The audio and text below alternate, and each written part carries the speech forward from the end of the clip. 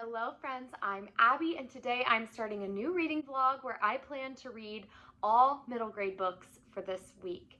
I have 5 books that I'm planning on getting through and I'm going to give you a brief introduction to them now.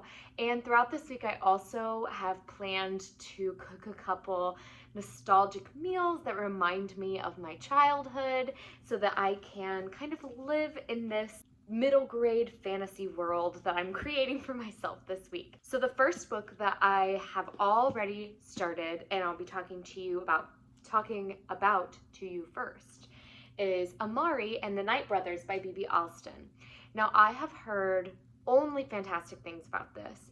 I originally heard of this through Olivia Reads a Latte here on YouTube, but then I've also seen so many people say that it is amazing, that it's a fantastic middle grade book that is accessible for anybody. So I am very, very eager to read this and start this new fantasy series. And I'll come back to this in a minute to tell you my thoughts now that I've started it.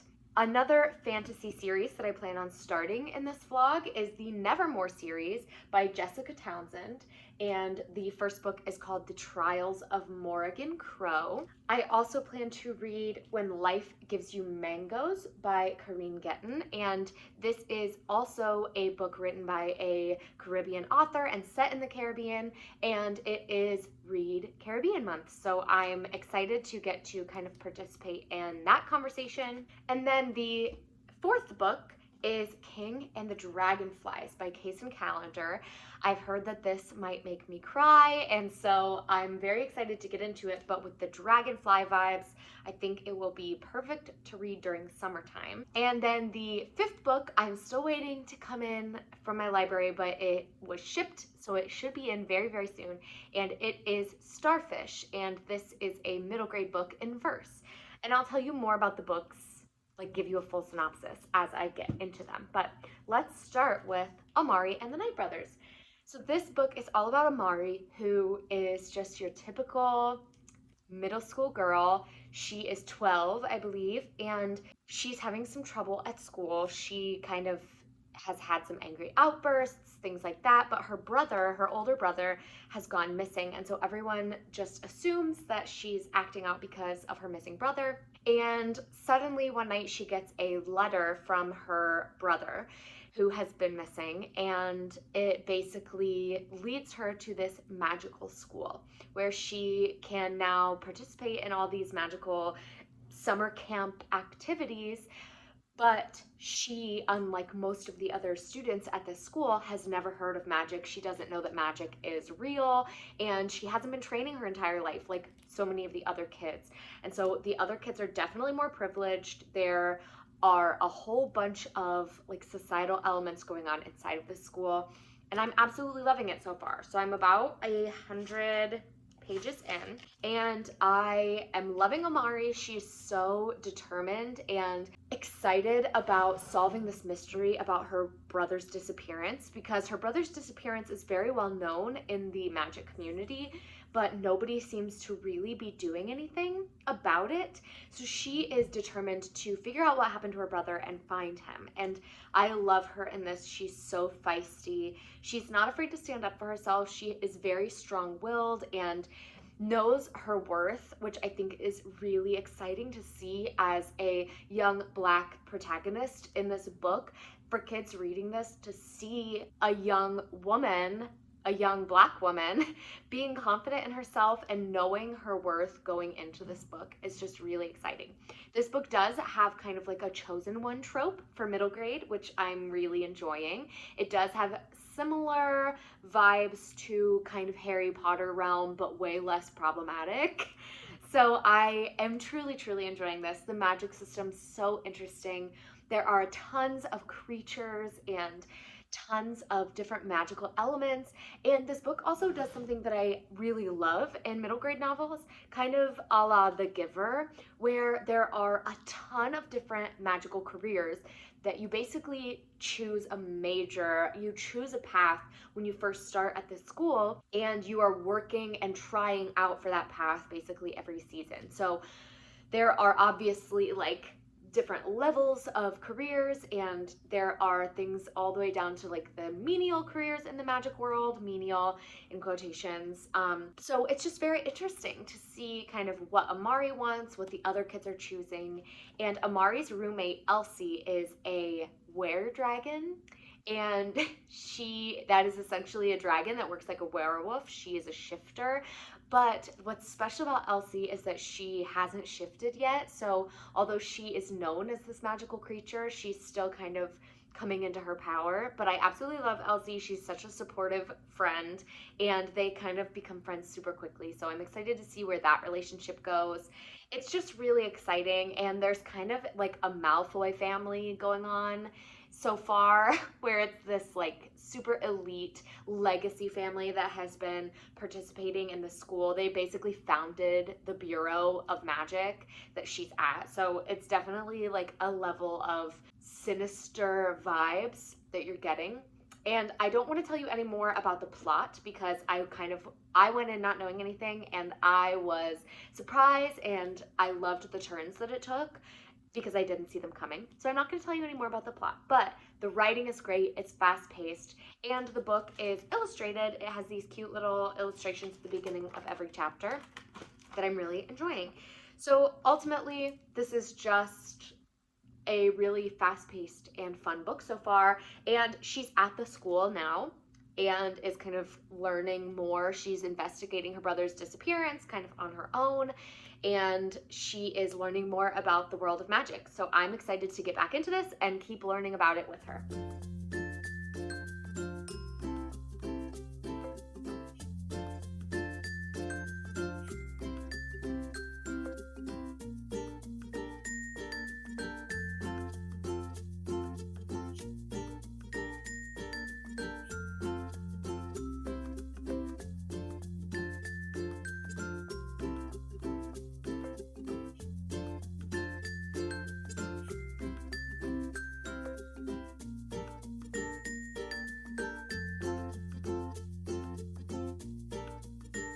So I went to the store and got myself a nice cold iced caramel macchiato.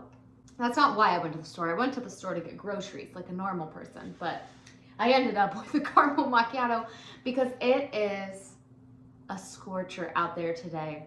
It is so absolutely gorgeous though. I have been waiting for the summer weather. Last week was my first week off for summer break, and it rained almost the entire week. So I'm loving this like perfectly sunny. Today's a little bit windy, so it's absolutely perfect in the shade. So before getting my Starbucks, I was enjoying the outdoors. I was laying in the sun and just having a fantastic time. And I got 50% of the way through Amari and the Night Brothers. I can't stop reading this. I just really am flying through it. I want to know what happens next.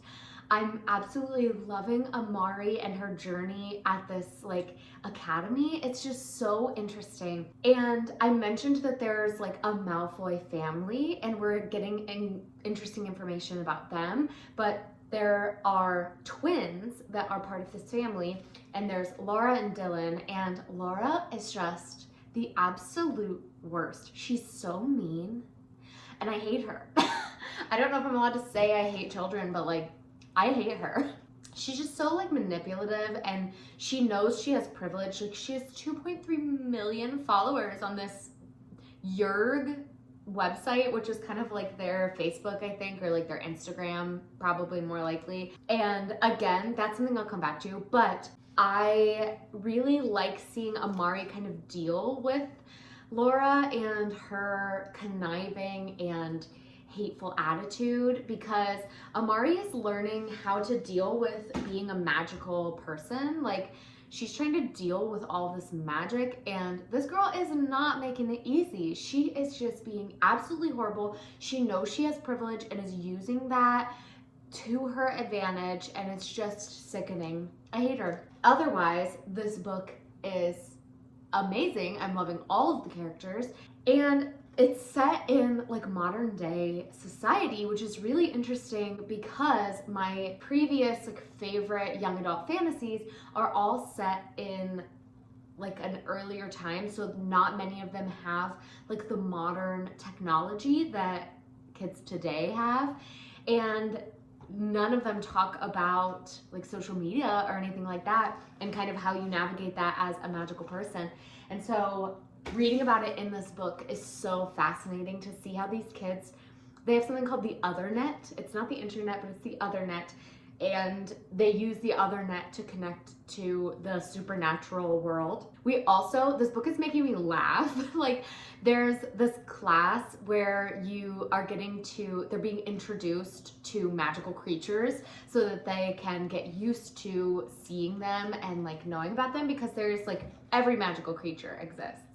And there's a guest that comes to this class, and this kid is like, oh my gosh, it's a boogeyman. And the boogeyman forms and is a woman and says something like, it's a boogie person, it's the 21st century. And I was like, yes. I'm absolutely loving it. It's so cute. I'm obsessed. Am I gonna finish this book today? Maybe, because I literally can't stop reading it.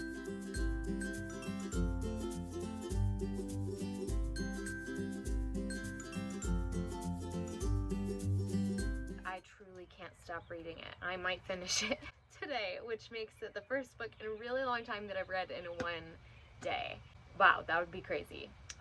No guarantees, but we'll see how tonight goes. The past 100 pages have been filled with like fun school stuff and trials. You basically have to pass these 3 different like tests and then like prove your worth in order to become whatever like career path you've chosen. And so Amari is like going through that process, and it's just been really full of highs and lows. There's a lot of discrimination against Amari that she's dealing with.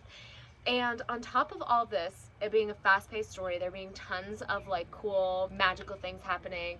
Really just every chapter is filled with something exciting. On top of all of that, I'm loving every character.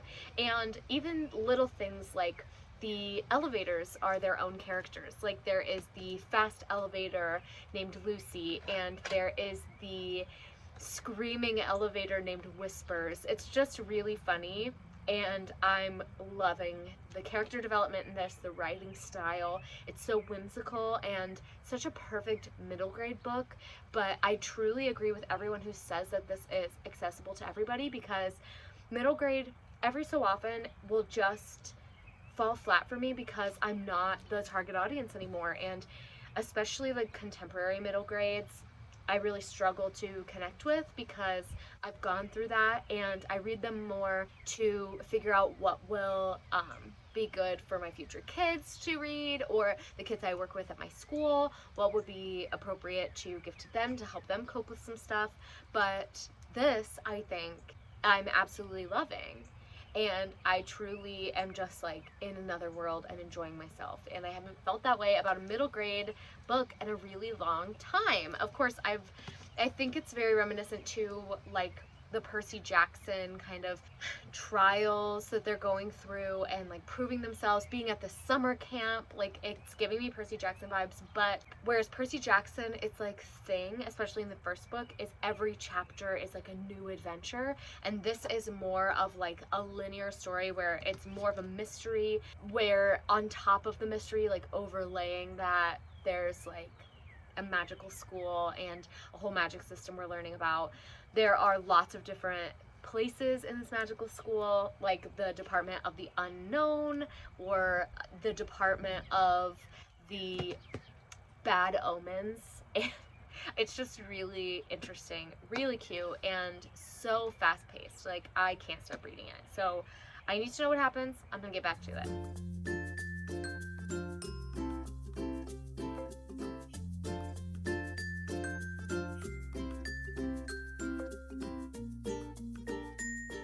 I did, in fact, finish Amari and the Night Brothers by B.B. Alston in one day.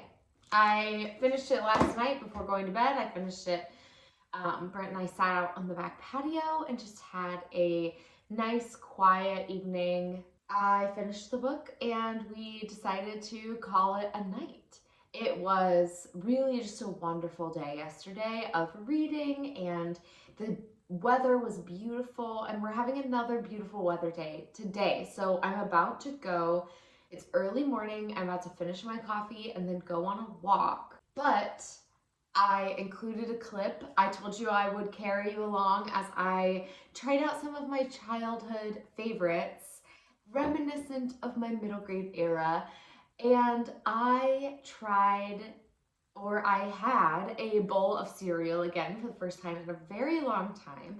I had a very unhealthy relationship with cereal that I think many people can relate to, where I was eating it for sometimes 3 or 4 times a day. Like, I would eat it for breakfast, then I would eat it for dinner, I'd have a nighttime snack, I would have an afternoon snack of cereal maybe, and it just got to a point where I was like, I can't keep cereal in my apartment or in my house. Like, I will become a maniac. But I bought a box so that I could relive that childhood nostalgia.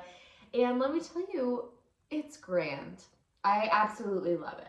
I'm a very fruity cereal kind of person. So I think a lot of people are chocolate cereal people. Not me. I'm a fruity cereal person. And then the cereal I had today was Honey Bunches of Oats, which again, absolutely love it. So let's talk about what you came here to see, and that is Amari and the Night Brothers. My thoughts. Obviously, it was fast paced. I was hooked by the story and I wanted to know what happened. I think that the book wrapped up really well while also setting us up for a second book in a really interesting direction. And I will say, although the twist, I thought, oh, maybe this will happen. And that kind of did happen. It was not in the way that I expected it to, and so it did take me by surprise, which I love when middle school or middle grade books can take me by surprise like that, because it makes me feel like they're written really well. They're written for all ages. So I just truly loved it. I loved Amari as a character.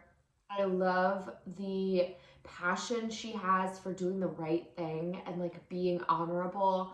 Just so beautiful and sweet, and she's not like the chosen one character where she's fumbling and like, oh, I can't believe I'm chosen. It's like she's the chosen one character, but in a powerful way, where she can't believe she's chosen because she's always been othered, but it's not because she doesn't believe in her own worth. However, she does need that boost that's like, you are here because you deserve it, like not because of what anybody else did to get you here. It was just really good. And I highly recommend it. It had fantastic magic.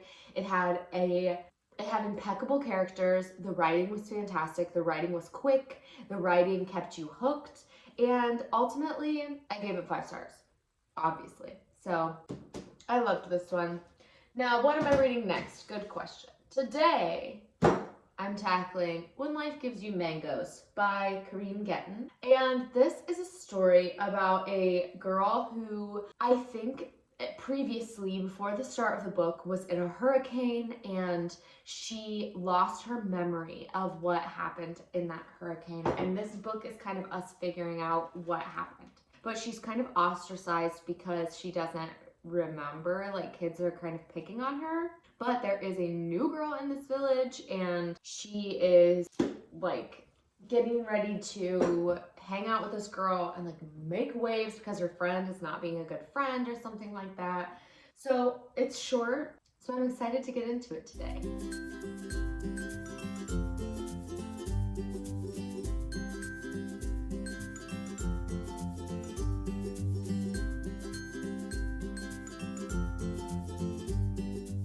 It is a beautiful day today, not too hot, the perfect temperature for sitting outside and reading. So I am a little over halfway through When Life Gives You Mangoes, and I'm really enjoying it. It took me a little bit longer to get into than Amari and the Night Brothers, and I think that is because of what I mentioned earlier, where I said middle grade contemporary doesn't always hook me because I am no longer the target audience, although I do think it holds value for everybody to read. Sometimes I just don't connect with it because I'm not currently going through those struggles that middle grade children are going through. But I'm now invested. I'm over halfway through, and there are a lot more mysteries in this book than I expected. I kind of thought it was going to be just a story about living on this island and dealing with a mean friend and dealing with kind of bullies, as well as being a new girl, because there is a new girl in town in this book. And in the first half, it has focused on all of those things. Clara, our main character, has a friend, Gaina. She has a friend, Gaina, and Gaina is not very nice. She says things that are not nice for a friend to say, and it's just really judgmental. But this is a very small town on this island, and there are not a ton of kids for Clara to hang out with, and so Gaina is considered her best friend.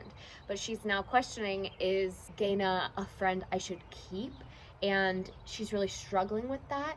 And then Rudy, this new girl from America, comes to town, and they are kind of meeting and learning about each other at this point. And Rudy is just kind of this like breath of fresh air. She really wants to be a Broadway star, which I think is so cute. She is singing and dancing and just adding life to Clara's summer. I just think it's so, so sweet, and I'm loving seeing their relationship kind of blossom into this beautiful little friendship. And I think that this book is gonna have a lot of very important lessons. But as I was saying, there are lots of mysteries that I didn't expect. Like, I knew from the synopsis that Clara lost her memory from the summer before, and we still haven't really figured that out. We are getting bits and pieces of kind of what's going on, and I have a hypothesis about what might be happening.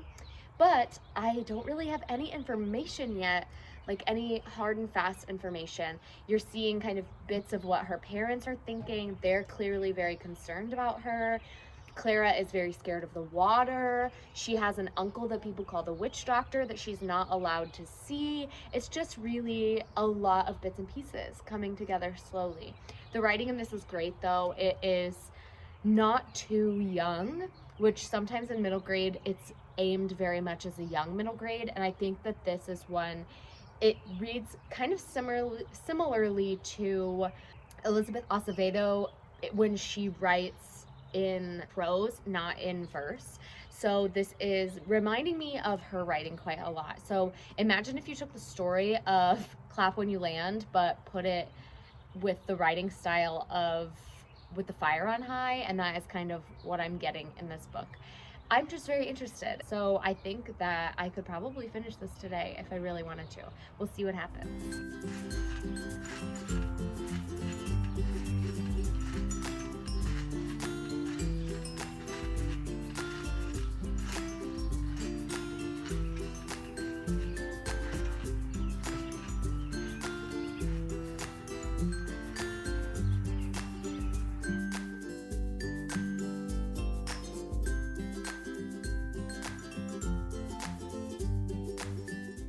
So I finished When Life Gives You Mangoes. Wow, I don't think I have any choice but to give this book 5 stars.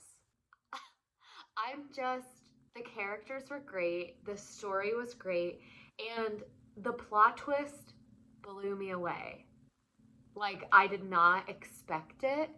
This book, I think, is one that's going to stick with me. It was the perfect length. It's under 200 pages. And I think if it had been any longer, I wouldn't have been able to give it 5 stars because it did take me a little while to get into it. But once I was in it, I was in it. And it basically flew by to the end of the story. And in the end, it's a story about friendship and growth, about mental health and trauma and forgiveness. It was just so hopeful and sweet. The writing was great, and I again was shocked.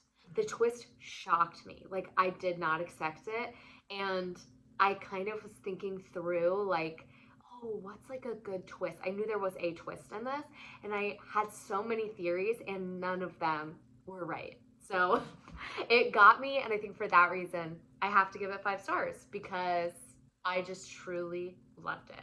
Good morning. I am getting ready to go out on a walk because it is a beautiful morning.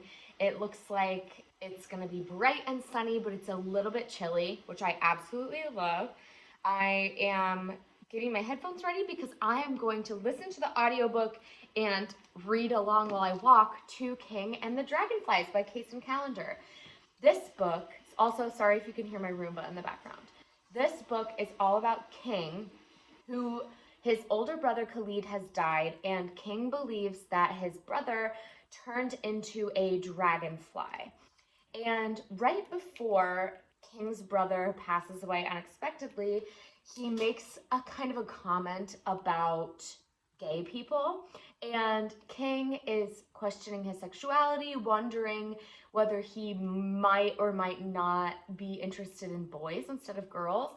But he's dealing with this added traumatic element of his dead older brother who he idolized, making negative comments about gay people before passing away, and he doesn't want to disappoint his brother, who he believes is still watching him in the form of a dragonfly. So it's got lots of different elements. I'm going to listen to this book and read along while I walk, and I will update you when I get back what I thought about the book so far.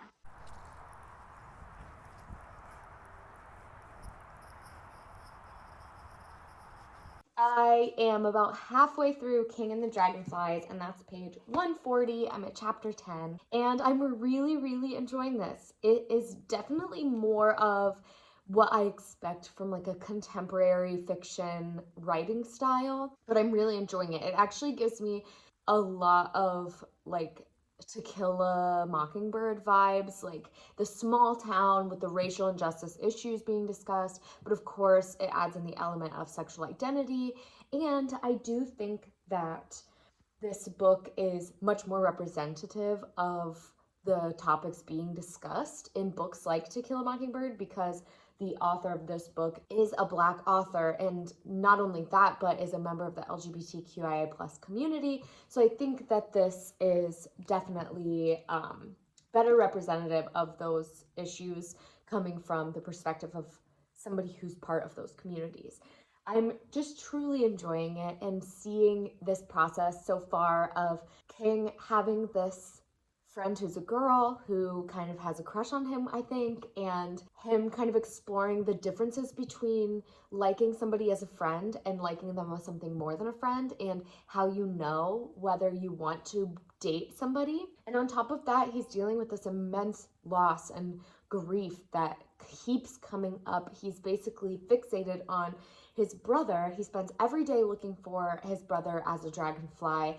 And he also has this journal where Khalid, his brother, used to talk in his sleep, and he would write down what Khalid said in his sleep. And it's this very magical thing, these magical ideas about time existing all at once and water being above the stars and just all these things. And in those dreams that Khalid is having, he tells King that he is a dragonfly. And so that kind of leads King to believe that his brother is a dragonfly. And so it's King's dealing with all of these giant topics that are so hard to deal with as an adult, let alone a 12-year-old boy. Like, it's just so good so far. And the writing style, like I said, is pretty typical, but there are definitely like additional elements of flowery writing and deep descriptive writing that I truly love from Kason Calendar. I read Felix Ever After last summer, and I just think Kason Calendar writes absolutely perfect books for the summertime. So I'm excited to keep reading this. I'm hoping to continue reading today. I plan to finish it today, so hopefully I can update you again when I'm either almost finished or finished with the book.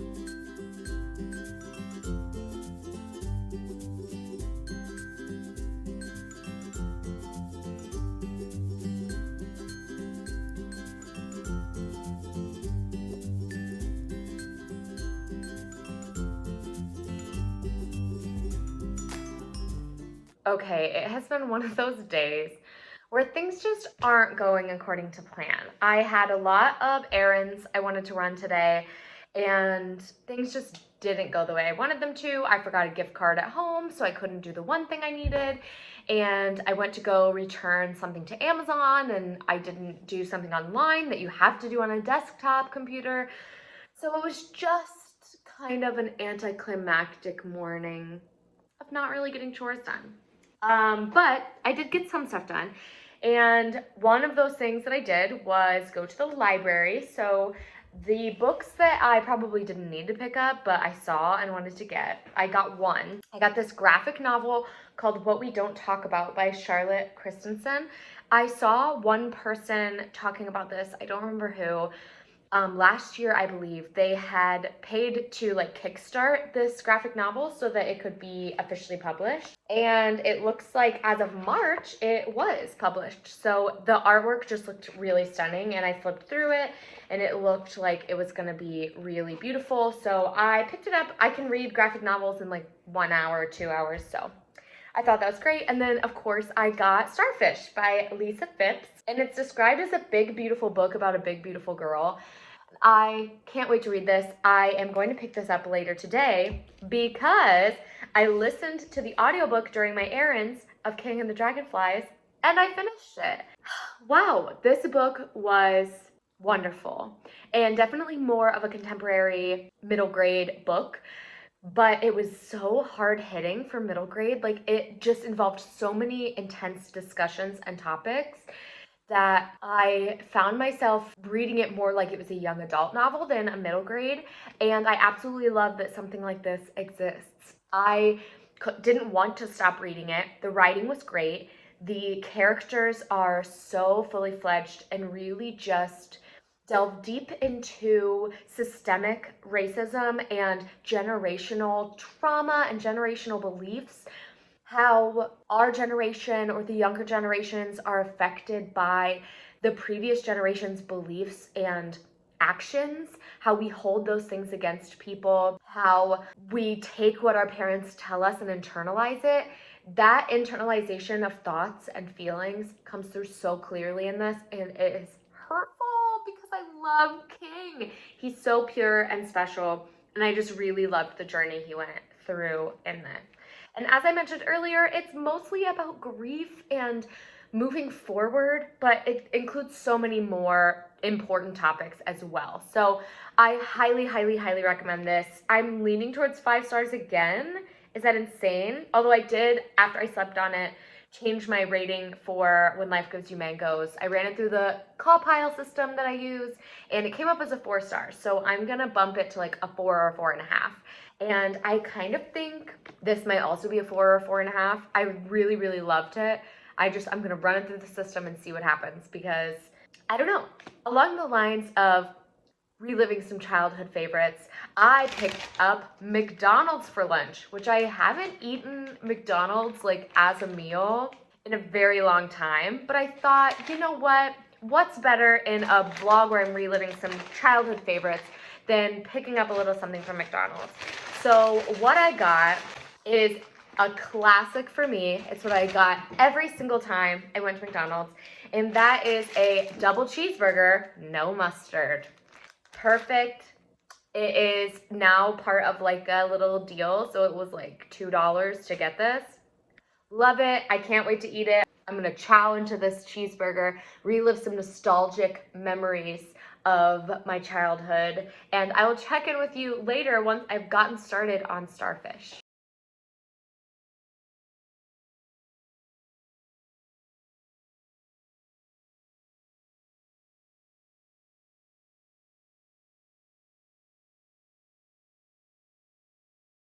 I am about halfway through Starfish by Lisa Phipps, and it is written in verse, which is making it go by really quickly. And it's actually one of the first times that I have read a book written in verse that I immediately like really connected to it. Usually it just feels a little bit disconnected to me, but I absolutely love Lisa Phipps's writing style.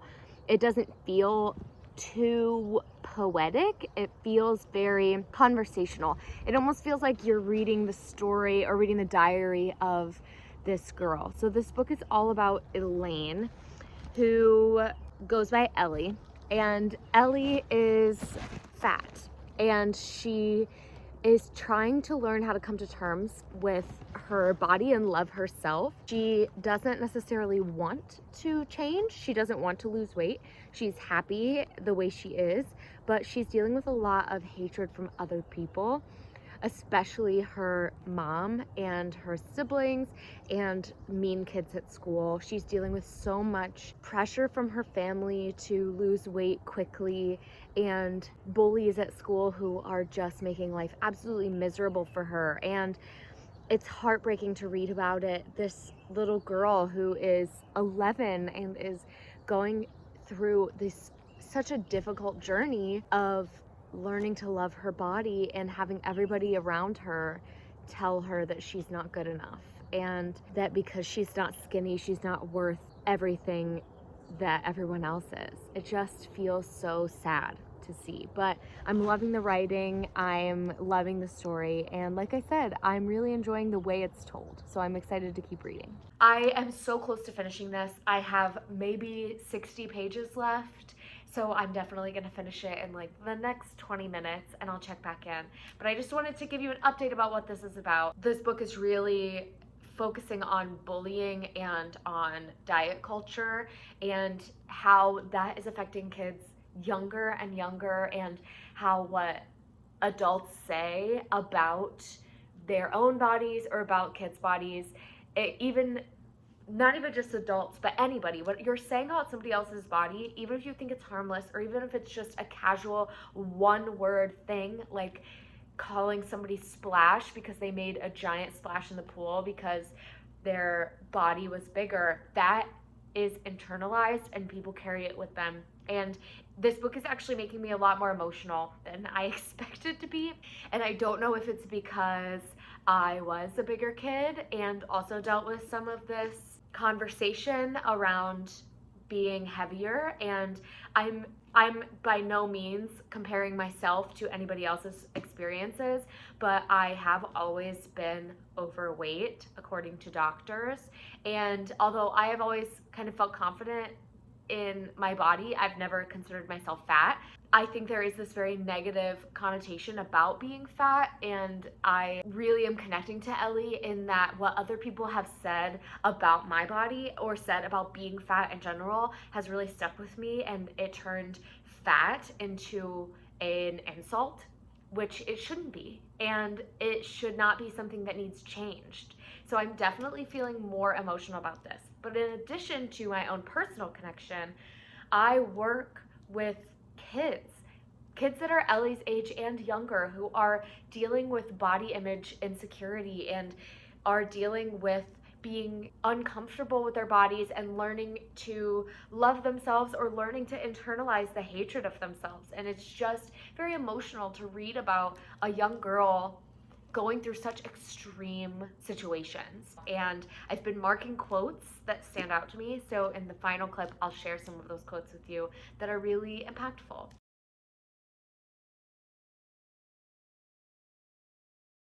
Okay, I finished Starfish, and this was so cute. I think that my rating would be like a 4 star. It definitely was not as, I don't know, hard hitting maybe, or as complete as the other books that I've read for this vlog. I didn't have the same like 5 star feeling, but that means nothing about how impactful this book was, because this book really was just chock full of quotes and humor. It was full of things that I really related to and connected with. It was filled with things that really taught me how important it is to choose your words carefully and to think about what you're saying, even if you're saying it as a joke or to try to be helpful, how it's not always taken that way. And some of the quotes that I really loved in this book. Technically, Mom used fat as an adjective to describe me, but with her tone, she made it a noun to define me. Until that moment, I had never thought about my body being big, and big being bad, something to be ashamed of, to hide, to hate. But since then, I haven't stopped thinking about it. That moment, that's early in the book, and that moment really stuck with me because as kids, you don't think about your body being wrong in any way, that you don't think about it being bad because you have fat on your body. That is something we are taught. It is a societal thought that is put into your brain. And it really hurt to read about that. And I loved how therapy is normalized in this book, and the therapist that Ellie goes to speak with helps her find ways to cope with these thoughts that she has about herself, how to challenge those thoughts, as well as how to stand up for herself against bullies and how to defend herself without attacking others. I think that is a super important idea to have and to teach young kids, as well as normalizing therapy, because Ellie's against going to therapy at the beginning and ends up going because her dad is a psychiatrist and lets her know, I don't want you to go to like fix anything. I want you to go because I'm worried about what the bullying is doing to you and what the bullying is making you feel. And she goes and has a really positive experience. So it was great to see that represented in a book made for young children. This book also features a discussion about cognitive behavioral therapy, which is not necessarily put on paper, but it's all about challenging your thought distortions. And in the kind of like metaphor they use in the book, throwing them in the trash and pulling out a positive thought in its place. And Ellie just makes a lot of comments about how it's easier to replace the negative thoughts that other people say about you than it is to replace the thoughts you say about yourself, and kind of how the thoughts other people say about you dig their way into your brain and really make you believe those things about yourself. And it was really hard for her to challenge that, especially because she started making this list of fat girl rules. And these were rules that Ellie believed she had to follow as a fat girl, such as never be the first one to finish eating, never laugh so hard that your stomach jiggles, never go swimming in front of strangers, never make yourself too loud or take up too much space. And that was just so hurtful to read about, to see what she thought about herself and what she had to do just to cope with being a bigger girl in society today. And she's 11 in this book. Absolutely heartbreaking. At the end of the book, there's this quote that I absolutely love. This is not a spoiler, just so you know, but this quote really stuck with me. Ellie says, "And I'm learning to love me. The fat on my body never felt as heavy as your words on my heart." I just think that in a nutshell represents this book. The words that other people say and that we say to ourselves are heavier than fat on our bodies could ever be. We need to learn to love ourselves in our bodies as they are, and that nothing needs fixed. You can want to improve on yourself. You can always want to grow and be better, but there's nothing on our bodies that needs fixed. And I think that was such an important message, and I absolutely loved this. Like I said, I think I'm gonna give it 4 stars. Something about it being in verse writing, I've never given it 5 stars. And I think that it's just it not being in a traditional prose style keeps it from getting 5 stars for me, and I don't know why. Maybe someday I'll find the book that defies that logic and defies that rule for me, but for the time being, this will be a 4 stars. But I'm absolutely going to buy this for the kids at work. I'm going to keep a copy in my office, and I would love to have a copy at home too to give to my future children to read, just to educate them about the words they use and body image when they're young, so that they know that their bodies are worthy and that they are worthy no matter what size they are. And this was an important message to hear as an adult as well. It made me so happy, and I am so excited to be done with this book so I can talk to all my friends about it, because it was great. All right, I am probably gonna spend the rest of the day not reading and just watching YouTube videos and TikToks, but I will update you the next time I have something going on.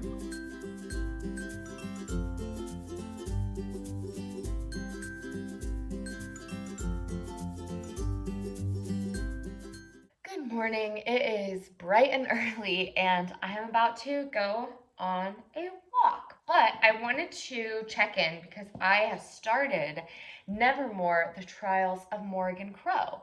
And I am now like 100 pages into this. So, The Trials of Morgan Crow is all about Morgan, who she is a cursed child and is destined to die on her 11th birthday.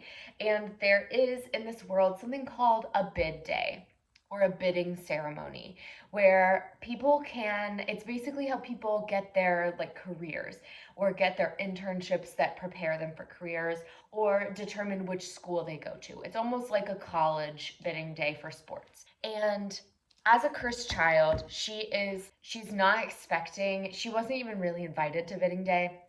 She goes by chance, and while she's there, she gets a bid from somebody named Jupiter North, and Jupiter North basically says, you can come with me to, I think it's called the Wondersmith Society, the Wondrous Society. So he says, come with me to the Wondrous Society. You don't have to die. Like, you can live if you come with me. And she decides to go with him, and in order to stay a part of the Wondrous Society, she has to pass these different trials. I think there's 4 of them. So it's a very interesting young or middle grade fantasy, and it already is such a interesting world because unlike Amari and the Night Brothers, which is set in real world but takes place like in a magical society, this is set in a completely fictional world. So I'm really enjoying seeing that. I haven't seen that in a while in a middle grade fantasy where it's set in a world that isn't like ours. It's not an urban fantasy. So I'm really, really enjoying it so far. 100 pages in, we're really getting to know Morgan. She's a sassy little girl, and I love it. She has like quick comebacks, and I think that's really funny, especially as someone who was a sassy 10-year-old, a sassy 11-year-old. Reading this is really throwing me back. I'm just really loving her as a character, and there's so much happening that it's like I'm waiting to figure out what exactly is going on, but I'm really, really enjoying it. The writing is fast paced and the chapters are fairly long, but I really enjoy the time that we're spending building this world and building the character, because sometimes in middle grade books they just throw you right in because they know that kids want that immediate action, but I like that we're going a little bit more slowly with this. So I am going to go on a walk and then I'm going to come back, go to the store.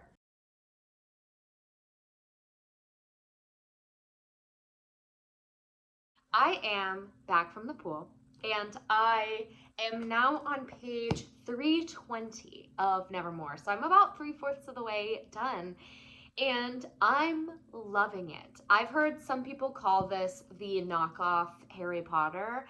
And while I do think it has a lot of things in common, I think that it is a book that is completely different. It's not the same feeling that Harry Potter has. And in this one, it's a completely different concept. And really, the only things that are in common are that there is kind of a chosen one trope going on because Morgan Crow is this chosen one. She's kind of picked on, which I guess is similar to Harry.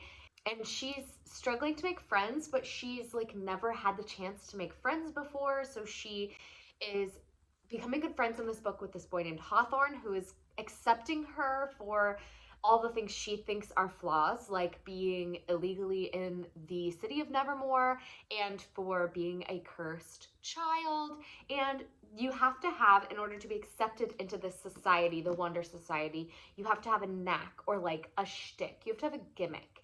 And she doesn't really have a talent or any magical ability that she knows of. And she's very worried because in this book there are 4 trials you have to accomplish. And so far I have witnessed 3 of them. And the 4th trial is called the show trial. And you basically, it's like a talent show kind of. And she doesn't have any idea what she's going to do. But she has the added caveat of if she does not get into the Wonder Society, she will be kicked out of the city of Nevermore and could die because she was supposed to die on her 11th birthday, but she is staying alive because she's in the city of Nevermore as this competitor. So there's definitely a lot of mystery and a lot of concern. And we have added so far in the story a villain type. We have like a mean girl villain, like going on. She is all that. She's getting all kinds of like special privileges. Then we have the Wondersmith, who is this like evil guy that nobody talks about, and he's very mysterious because people are like, is he a man, is he a monster? But he's been banned from Nevermore for 100 ages, and they are certain that he cannot get back in. The magic is protecting the city. But now I'm starting to question it because there's definitely a lot of weird stuff going on that Morgan is blaming on her being cursed, and I think could have something to do with the Wondersmith that they keep talking about. But I will wait and see. Long story short, this book has so many wonderful things on its own. I don't think that it should be compared to Harry Potter, but I do think that it has a lot of similarities and a lot of differences that provide it its own base to stand on rather than just being, I don't think every middle grade fantasy series has to be a knockoff of Harry Potter. But anyway, I think that this is so cute. I love Morgan, and I love the Deucalion Hotel, which is where Jupiter North works. He is the owner of this hotel. It's very magical. It has a lot of magical creatures, really cool rooms going on, and it's where Morgan is staying. And it's this very fancy hotel, so she gets to like explore the hotel. I'm just really enjoying it. It's great. It's fast paced. So I'm probably gonna finish that tonight or tomorrow. Next time I check in with you, it'll be my final wrap up. But before that, I'm going to take you along with me while I cook dinner tonight because I am making my childhood favorite meal, which I called blue spaghetti. And it is basically just a baked pasta dish. It's like baked spaghetti. There's really nothing like special about it, except that it used to be cooked in my grandma's blue dish and I called it blue spaghetti, and now it's stuck. So we call it blue spaghetti, but it's my absolute favorite like comfort meal. So I'm going to cook that for me and Brent for dinner tonight, and I am going to go get started on making that. I'm going to take you along with me while I'm making it, and then I will check in after I have finished the Trials of Morgan Crow.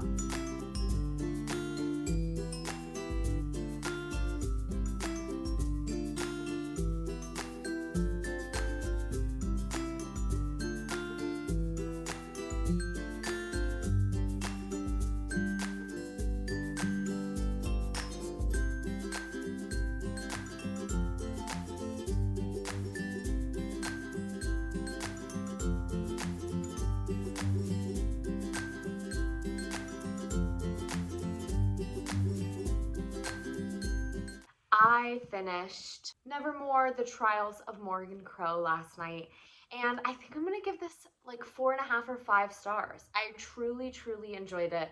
The found family aspect of this book is fantastic. I really enjoyed the twists it took and the way it set up the second book. I think that this does a really good job of making you want to pick up the second book immediately to find out like what is gonna happen.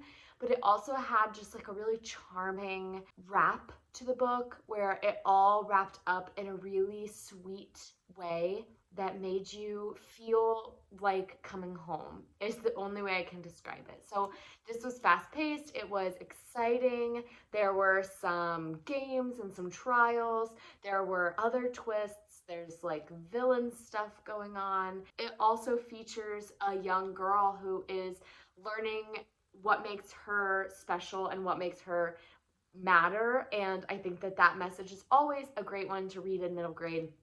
Not to mention the fact that I absolutely love the setting of this book, the city of Nevermore and the magic of the hotel that they're staying in, and the way that the whole society of the Wonder Society is set up, I just think is really, really interesting. So I highly recommend this.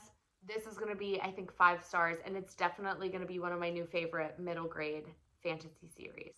So that brings me to the end of the vlog. Let's do a quick wrap up of what I read. So I started with Amari and the Night Brothers by B.B. Alston, and I gave this 5 stars. Absolutely fantastic. Another all-time favorite middle grade fantasy series, I think. Then I read When Life Gives You Mangoes by Karine Gettin, and again, Really, really liked it. I started with a 5-star rating. I think I'm gonna bump it down to a 4, but ultimately fantastic, has a really great twist. Then I read King and the Dragonflies by Case and Callender. This again was 4.5 stars, and it had a really beautiful story about a young boy coming to terms with his sexuality and working through grief. Absolutely stunning. I read Starfish, which is in verse, and I gave this 4 stars. And it's a story about a young girl who is fat and is coming to terms with loving her body and dealing with bullies at school and going through therapy and dealing with some like underlying trauma. Absolutely stunning. And then I finished with Nevermore by Jessica Townsend. Again, 5 stars. Ultimately, this was a fantastic reading vlog. All of these were 4 to 5 star books, and I haven't had a reading vlog go this successfully in a long time. Wow, I'm so happy it went so well. So thank you all so much for watching. Please like, comment, subscribe, share this video with anyone who you think would enjoy it, and I will see you all next time. Bye, friends.